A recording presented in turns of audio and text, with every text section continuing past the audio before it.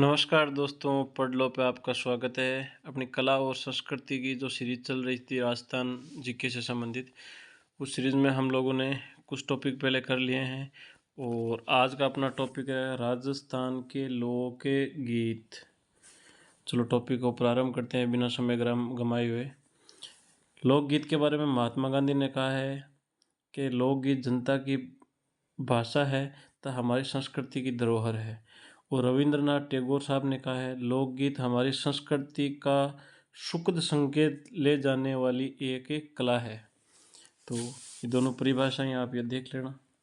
साधारणतः एग्जामों में नहीं पूछी गई लेकिन पूछी भी जा सकती है। ये RS मेंस के पर्पज़ के हिसाब से आप अगर टॉपिक में कुछ पूछते तो डाल सकते हो, लेकिन जनरल कंपटीशन होता है जो ऑब्जेक्टिव टाइप के क्वेश्चन होते हैं RS प्री या बाकी के कंपटीशन में ये पूछा नहीं गया है।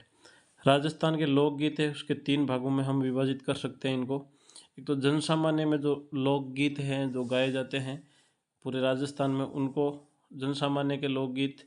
एक व्यावसायिक लोकगीत है, जैसे जो लोग पैसे लेकर गायन करते हैं उन्हें व्यावसायिक लोकगीत कहते हैं। एक क्षेत्रीय लोकगीत है, ये जो क्षेत्र विशेष में ही किसी समुदाय विशेष के द्वारा गाए जाते हैं तो उन्हें क्षेत्रीय लोकगीत कहा जाता है। चलो तो सर्वप्रथम हम जन सामान्य में जो लोकगीत गाए जाते हैं उनको देख लेते हैं। मुख्यतः इनको हम 5 भागों में विभाजित कर सकते हैं। एक तो देखो प्रथम है संस्कार संबंधित लोकगीत है। वो जैसे जन सामान्य में जो संस्कार संबंधित करते हैं हम, जैसे चाहे 16 संस्कार होते हैं मनुष्य के जीवन में, वो उससे संबंधित हो उसमें जो गीत गाए जाते हैं उनको संस्कार संबंधी लोकगीत कहते हैं। जैसे जच्चा, जैसे कोई महिला के बच्चा होता है जच्चा बच्चा, उस समय जो उसकी खुशी में जो गीत गाए जाते हैं उन्हें जच्चा गीत कहते हैं। एक किसी व्यक्ति की जैसे सगाई होती है उस समय जो गीत गाए जाते हैं। एक बन्ना बन्नी के गीत जो हर्षोल्लास में गाए जाते हैं। एक धूल चढ़ी गीत होते हैं। एक मायरा भात में जो गीत गाते हैं। एक जवाई या जुआ जुई गीत गाए जाते हैं। एक होता है जाल गीत। जाल गीत क्या होते हैं? बारात का डेरा देखने समय महिलाओं द्वारा गाया जाने वाला गीत। ये इम्पोर्टेंट है, ये एग्जाम में पूछा गया है। तो जाल गीत है वो ध्यान रखना क्या होते हैं। जब बारात ससुराल, लड़के के ससुराल पहुंचती है या लड़की के गांव पहुंचती है, तो जो गांव की महिलाएं होती है लड़की के, वो डेरे पे देखने के लिए जाते हैं जहाँ बारात रुकी हुई होती है, वहाँ पे जाते हैं। तो उस समय जो गीत गाए जाते हैं उन्हें जाल गीत कहा जाता है। जन सामान्य लोकगीतों में जो दूसरा प्रकार है वह त्यौहार हूँ संबंधित लोकगीत। जो त्यौहार होते हैं उस समय जो लोकगीत गाए जाते हैं उन्हें ही दीपावली के समय जो गीत गाए जाते हैं उन्हें हीड़ कहते हैं। और ग्लार या रसिया गीत है वो होली पे गाए जाते हैं। ये जो त्यौहार है अपने राजस्थान में मुख्यतः वो भारत के ही हैं, लेकिन राजस्थान में इन त्योहारों पर जो गीत गाए जाते हैं वो दीपावली पे तो हीड़ होते हैं, और दयाल या रसिया जो गाया जाता है वो गाया जाता है होली पे। अब इसका तीसरा प्रकार है धार्मिक गीत। जैसे तेजा जी का कोई गीत हो गया, लंगूरिया गीत हो गया, हवेली गीत हो गया, लावणी देवताओं के गीत होते हैं जो पशु जैसे फसल काटते समय जो गाए जाते हैं लावणी गीत। चिरजा देवी के लंबे जो गीत होते हैं लोग देवताओं के या देवी के, जो हमारे मुख्य देवताएं हैं देवियां हैं, उनके जो लंबे लंबे गीत गाए जाते हैं उन्हें चिरजा कहा जाता है। और हरजस होते हैं ये निर्गुण भक्ति गीत होते हैं। ये ध्यान रखना, ये एग्जामों में पूछा गया है। हरजस से आप क्या समझते थे? तो ये लोकगीत है एक। लोकगीत में भी कौन सा? जन सामान्य में जो गाया जाने वाला लोकगीत है वो है। अगला जो प्रकार है ऋतु संबंधित लोकगीत है। ऋतु संबंधित लोकगीत है उनमें सबसे पहले मान लो जैसे सर्दियों का मौसम है उस समय गाया जाने वाला गीत है वो सियालो। जो गर्मियों में या गाया जाता है जैसे उनियालो या उनालो कहते हैं। जो वर्षा के समय चौमासे में गाया जाता है उस चौमासा कहते हैं। कजली है जो भाद्रपद के महीने में जो गाए जाते हैं, हिंदी मास होता है उसमें जो गाए जाते हैं उन्हें कजली कहा जाता है। ये इंपॉर्टेंट है, इसको ध्यान देख लेना। कजली गीत हिंदी मास के कौन से महीने में गाए जाते हैं? तो वो है भाद्रपद। जन सामान्य के जो अन्य गीत होते हैं इन 4 के अलावा, उनको हम विविध में शामिल कर सकते हैं। उसमें सबसे इम्पोर्टेंट है, राजस्थान पुलिस में भी पूछा गया है, गोरबंद। जो ऊँट के गले में जो आभूषण होता है जो बांधते हैं उसको हम गोरबंद कहते हैं। ये क्वेश्चन पूछा गया है गोरबंद से आप क्या समझते हैं? तो गोरबंद है ऊँट के गले में बांधने जाने वाला एक आभूषण।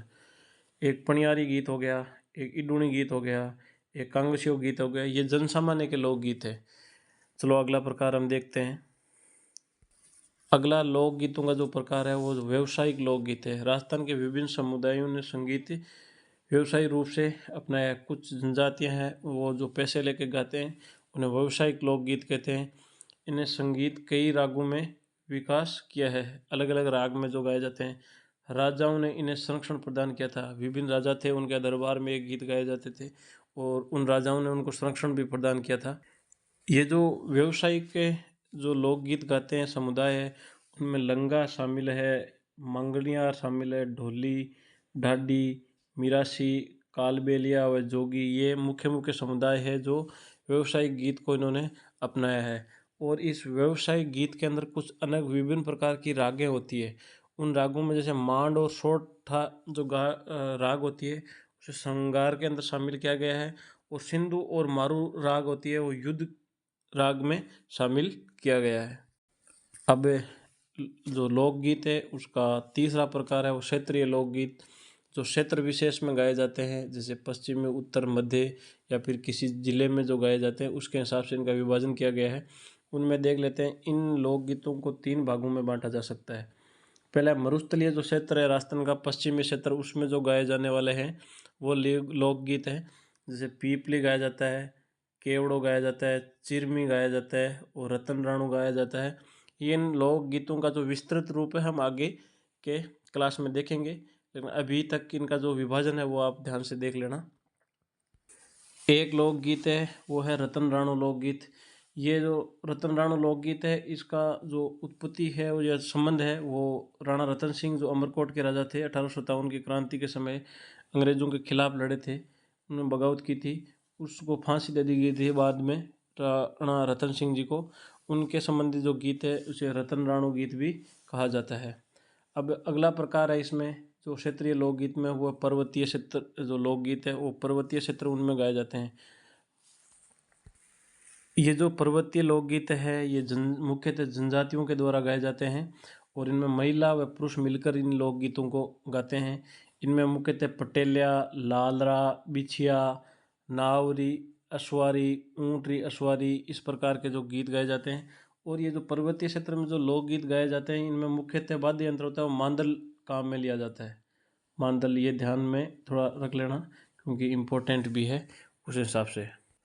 अगला क्षेत्रीय लोकगीत की बात कर ले तो ये मैदानी क्षेत्र होते हैं। जैसे आपके पूर्वी राजस्थान है मुख्यतः, उसमें जो मैदानी क्षेत्र है वहाँ पर गाए जाने वाले लोकगीत हैं उन्हें मैदानी लोकगीत भी कहा जाता है। ये धार्मिक और श्रृंगार संबंधित होते हैं, या तो किसी प्रकार के श्रृंगार की व्याख्या करने से संबंधित लोकगीत हैं ये, या फिर किसी धार्मिक के अनुष्ठान में या धर्म से संबंधित लोकगीत इसमें शामिल किए जाते हैं। अब हम ये प्रकार देखे थे, इनके आधार पर गीतों का जो लोकगीतों का विभाजन देखा था। अब हम एक एक करके इन लोकगीतों को देख लेते हैं, कौन से लोकगीत में क्या विशेषता है और किस क्षेत्र में गाया जाता है। लोकगीतों में जो पहला लोकगीत है वो केसरिया बालम है।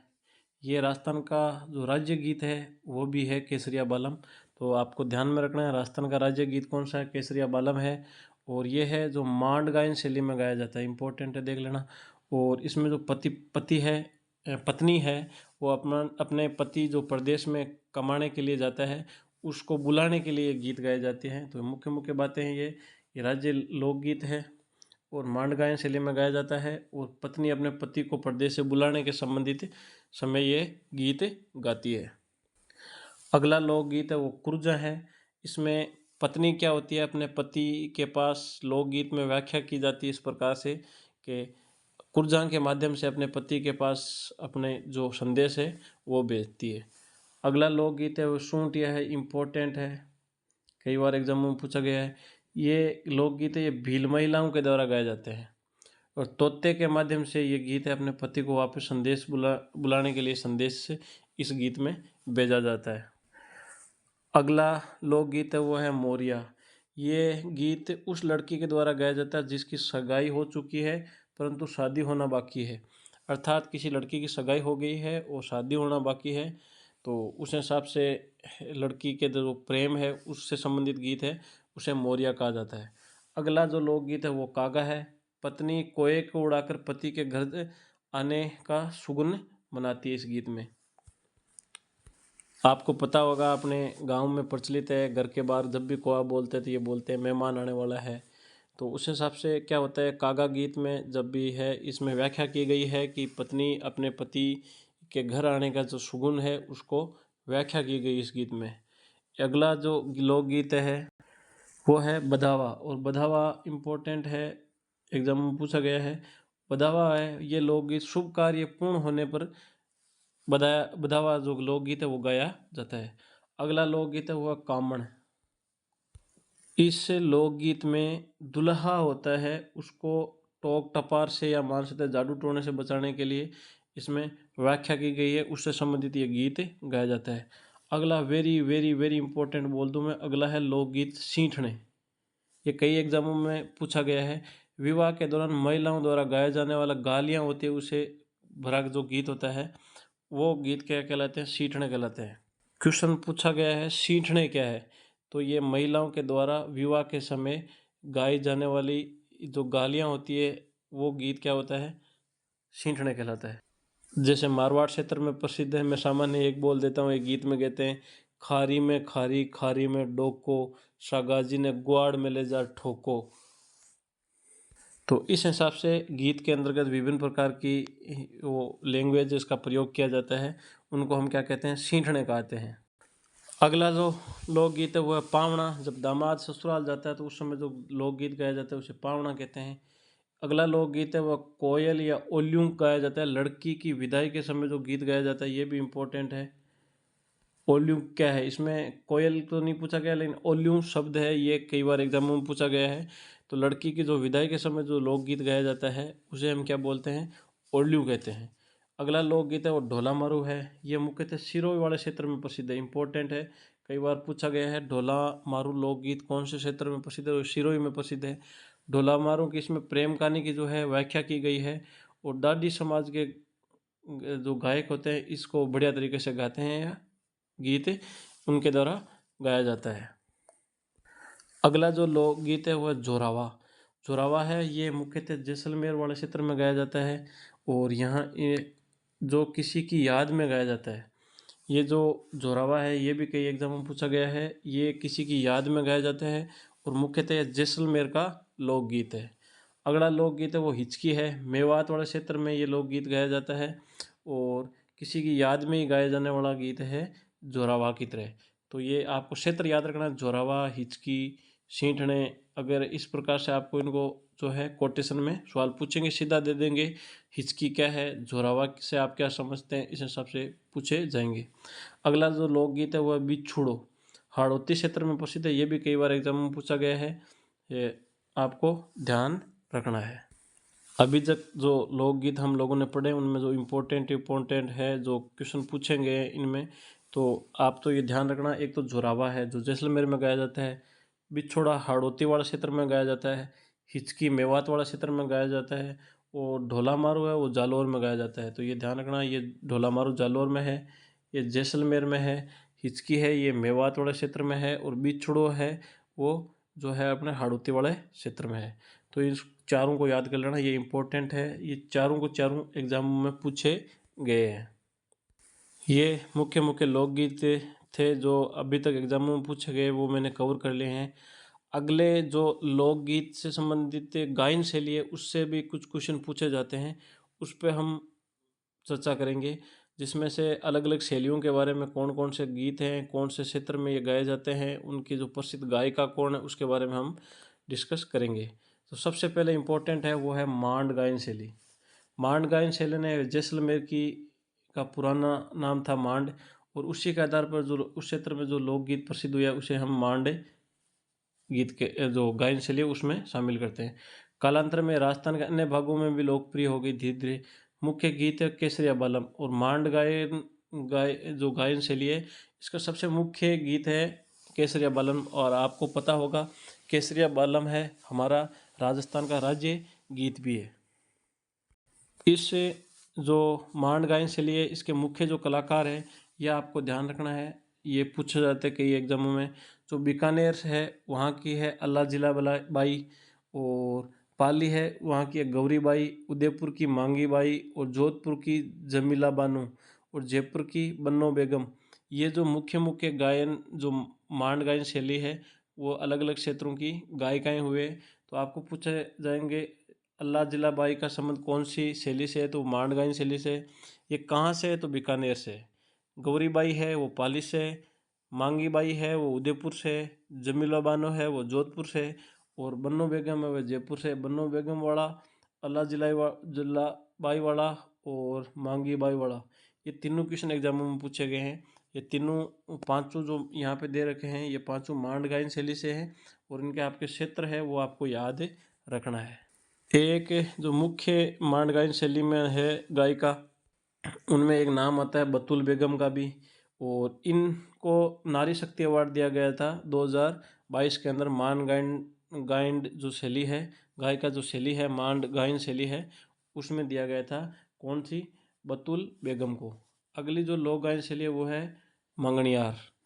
मंगणियार जो लोक शैली है वह भी जैसलमेर और बाड़मेर की है मूलतः, और मंगणियार समुदाय के द्वारा ये गायकों द्वारा ये गाई जाती है। लोक गायन शैली विकसित की गई थी इस शैली को किसके द्वारा, जैसलमेर बाड़मेर क्षेत्र की जो मंगणियार समुदाय के लोग हैं उनके द्वारा इस शैली को विकसित किया गया था। इस मंगणियार समुदाय है, इनका जो मुख्य वाद्य यंत्र होता है वो कमायचा होता है और एक होता है खड़ताल। ये इनके मुख्य वाद्य यंत्र है जो मंगणियार जो गीत है वो गाते समय या शैली में ये प्रयोग करते हैं।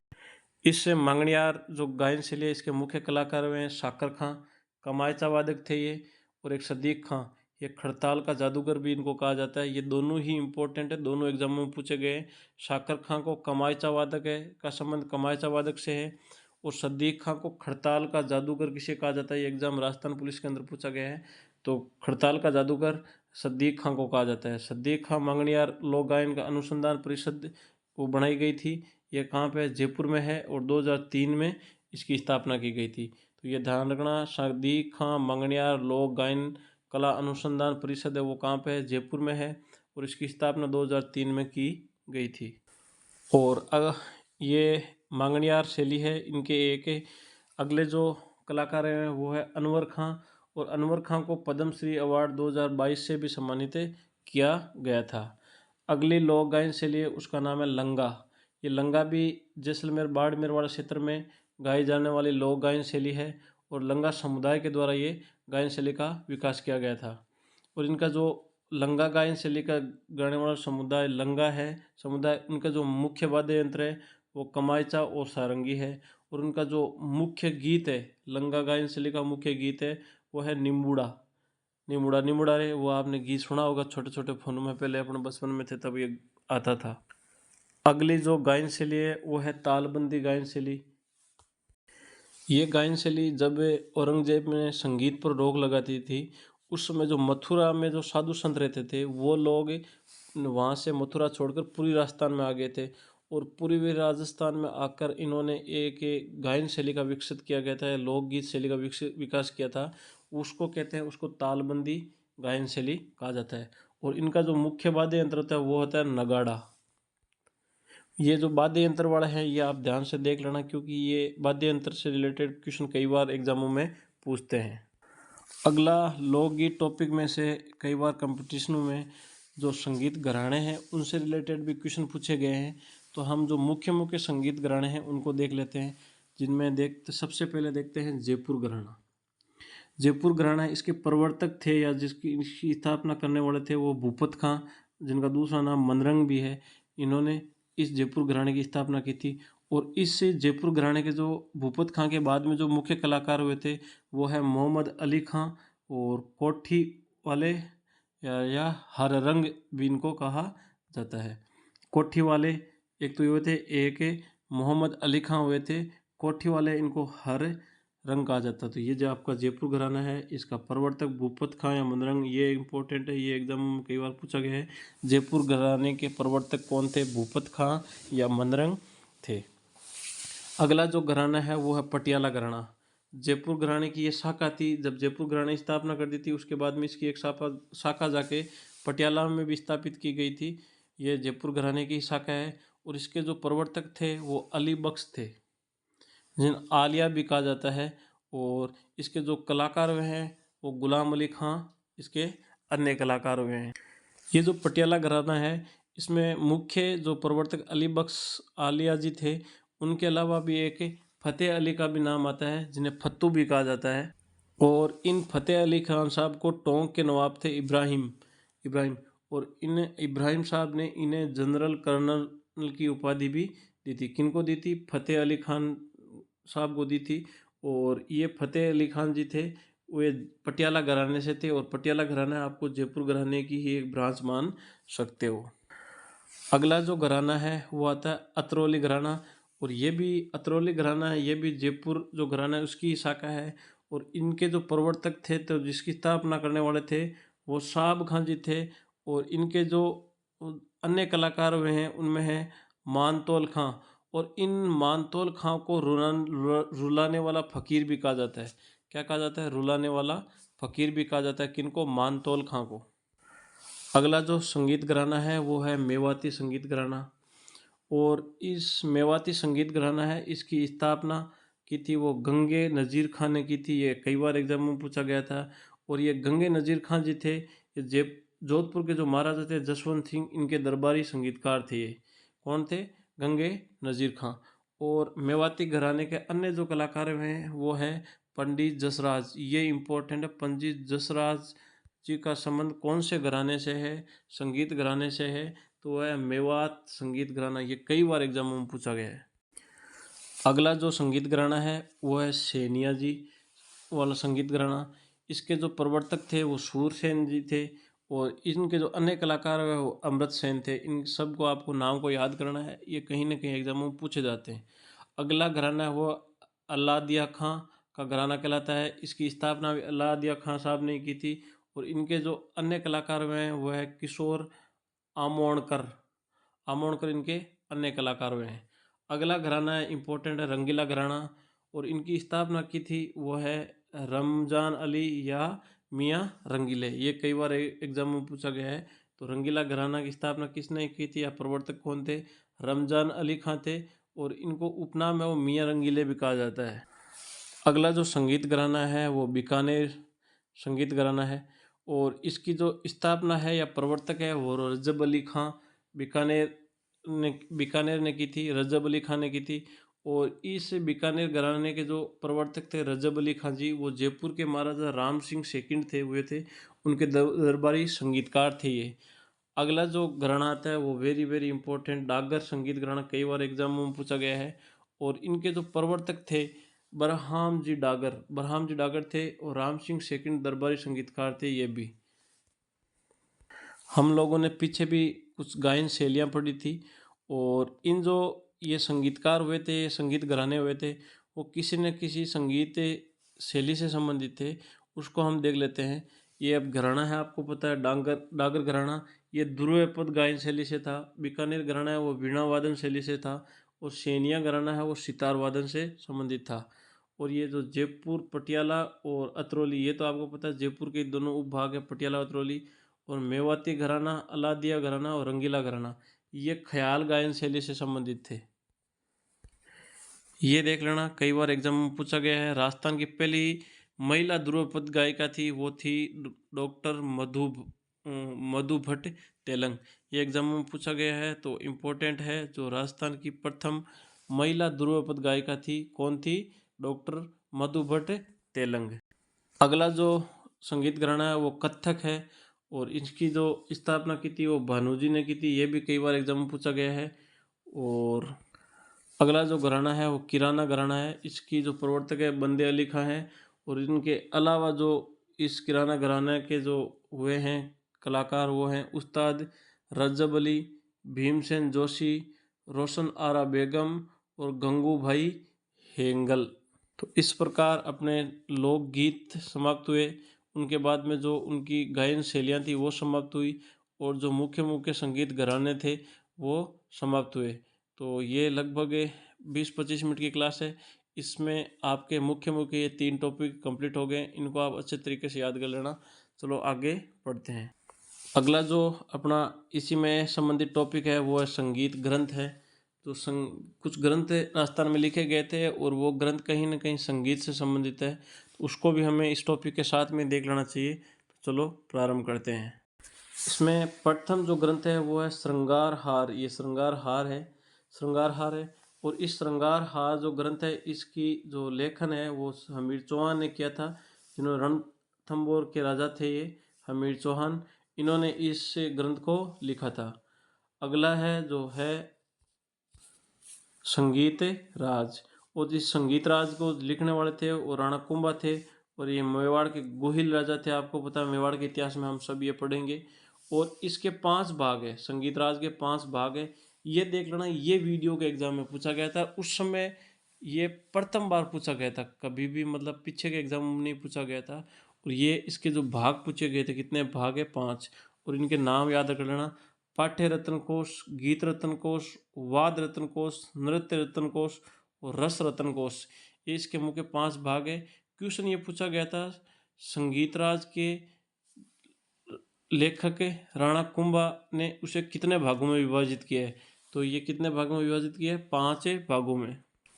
और ये क्वेश्चन ने वीडियो का एग्जाम हुआ था 2017 में, उसमें ये क्वेश्चन पूछा गया था।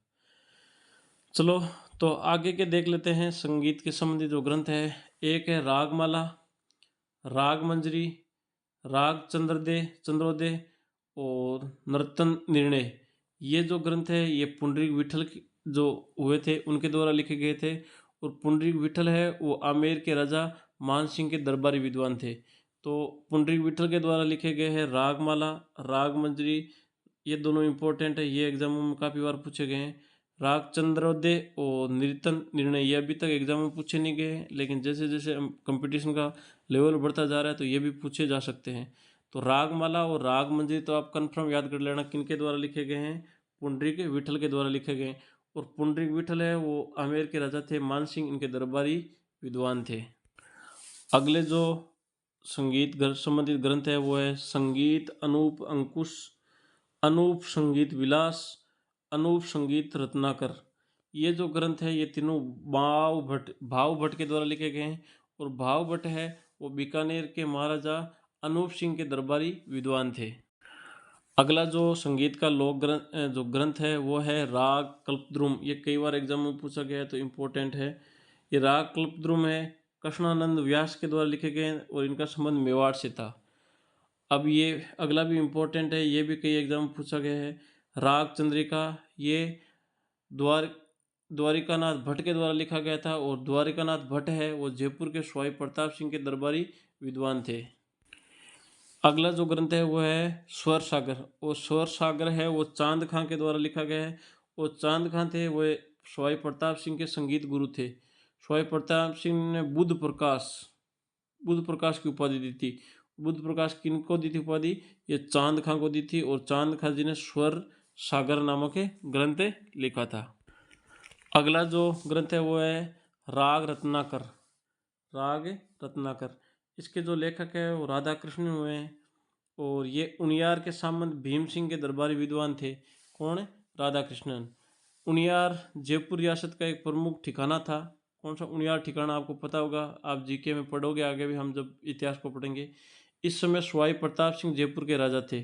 कब? जब ये उनियार ठिकाना के राजा भीम सिंह थे, उनियारे ठिकाने के, उस समय, उस सामंत के समय ये क्या थे वहाँ पे? राजा स्वाई प्रताप सिंह थे। और राव कृष्ण सेन है वो सामंत उनियारा के भीम सिंह के दरबारी कवि थे। अब ये है जयपुर के संगीत सम्मेलन आयोजित किए हुए अभी तक मुख्य उसके बारे में देख लेते हैं। जो इसमें सबसे पहला है वो है था स्वाई प्रताप सिंह ने करवाया था। और इसकी अध्यक्षता है वो देवर्षि ब्रजपाल भट्ट ने की थी। ये थोड़ा सा लेवल हाई है, लेकिन पूछा जा सकता है। जैसे जैसे कंपटीशनों का लेवल बढ़ रहा है उस हिसाब से ये क्वेश्चन पूछे जा सकते हैं। इस सम्मेलन में राधा गोविंद संगीत सार नामक एक ग्रंथ है उसको संकलित किया गया था। कौन से? राधा गोविंद संगीत सार ग्रंथ को। और प्रताप सिंह है वो ब्रजनिधि नाम के कविता भी लिखी थी इसमें। और गणपति भारती इसके मुख्य काव्य गुरु थे।